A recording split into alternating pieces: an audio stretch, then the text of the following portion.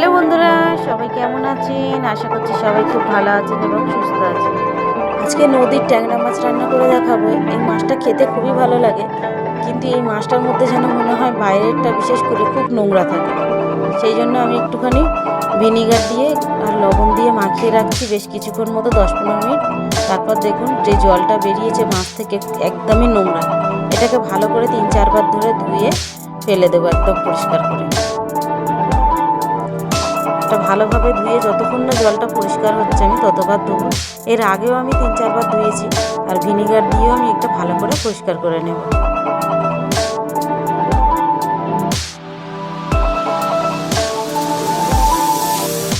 এবার ভালোভাবে ধোয়া হয়ে গেলে এর মধ্যে আমি 1 চামচের মতো হলুদ গুঁড়ো নেব।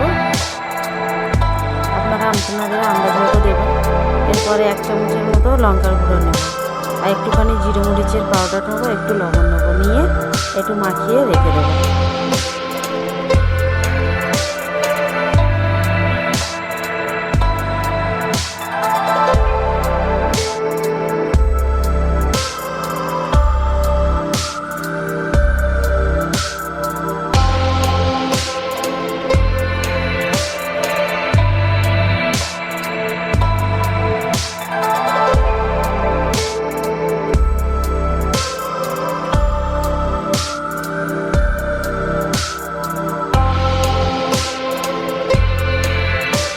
হাতের সাহায্যে ভালোভাবে প্রত্যেকটা মাছের মানে এতে যেন মশলাগুলো ঢোকে, যাতে খেতে ভালো লাগে।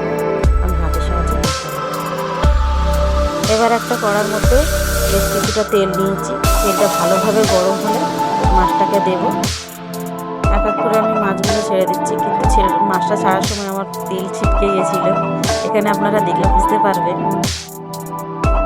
আমি ওই জন্য আর পুরো মাছটা আর কি সব কটা দেওয়াটা দেখাতে পারিনি, বা মাছ ভাজাটাও চাপা দিয়ে দিয়ে ভেজেছি, ওই জন্য দেখানো হয়নি। যাক, আমার মাছগুলো ভাজা হয়ে গেছে, আমি সব তুলে নিয়েছি। এবার ওই মাছ ভাজা তেলটার মধ্যে 1 থেকে 1.5 খানার মতো পেঁয়াজ দিতে হবে। বেশ বড় সাইজের পেঁয়াজটা হবে। ভালোভাবে কেটে নিয়েছি, নিয়ে এটাকে একটুখানি হালকা লঙ্কা পর্যন্ত ভেজে নেব। পেঁয়াজটা ঠিক হালকা গোল্ডেন ফ্রাই হয়ে যাবে। এবার এর মধ্যে আমি এক এক করে মশলাগুলো দিয়ে দেবো।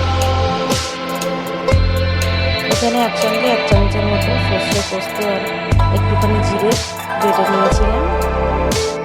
এরপরে একটুখানি আদা রসুন বাটা নেব, সেটাকে নিয়ে ভালোভাবে একটু ভাজা ভাজা করে নেব।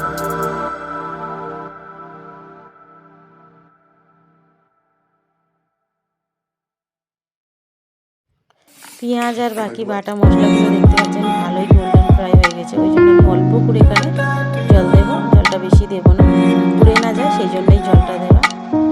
এবার এক এক করে সবগুলো মশলা দেবো। প্রথমে 1.5 চামচের মতো হলুদ গুঁড়ো দিলাম।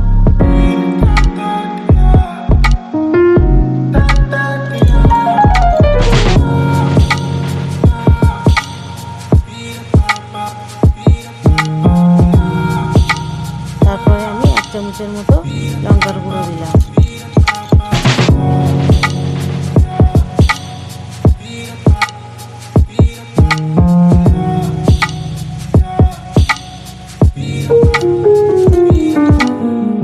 এক চামচের মতো ধনের গুঁড়ো আর জিরে গুঁড়ো দিলাম, দিয়ে এই মশলাটাকে ভালোভাবে কষিয়ে নেব।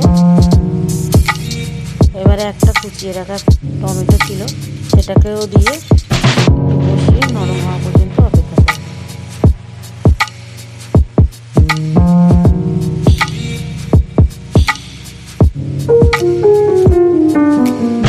দেখতে পাচ্ছেন কত সুন্দরভাবে তেল উঠে এসছে মশলা থেকে।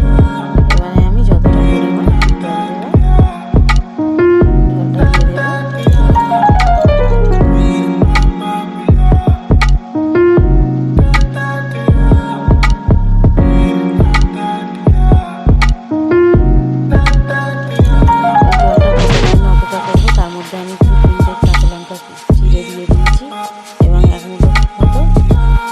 পাতা কুচিয়ে দিয়ে দিয়েছি।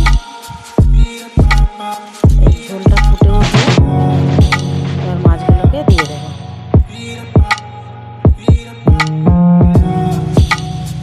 তলাইতে লবণটা একটু কম ছিল, ওই জন্য আমি একটু লবণটা এখানে দিয়ে দিয়েছি।